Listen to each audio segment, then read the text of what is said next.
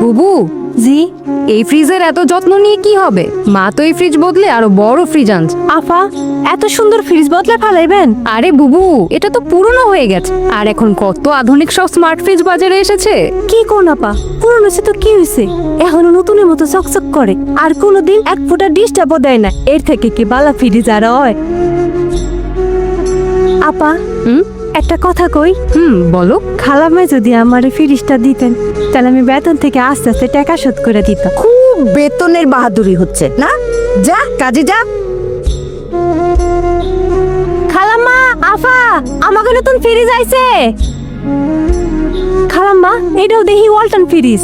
হ্যাঁ, এটাও ওয়ালটন ফ্রিজ, তবে আগের চাইতে আরো বড়, আরো আধুনিক। শোন, তোর স্বামীকে বল একটা ভ্যান নিয়ে আসতে। কেন খালাম্মা, কোনো কাম আছে? এত বড় ফ্রিজ কি মাথায় করে নিয়ে যাবি? মানে? শোন, এই ফ্রিজটা যেদিন কিনি তুই সেদিনও বলেছিলি আমাকে ফ্রিজ আইসা পড়ছে। নিজেদের জিনিস নিজেদের মধ্যে টাকা দিয়ে বিক্রি হয় নাকি পাগলি?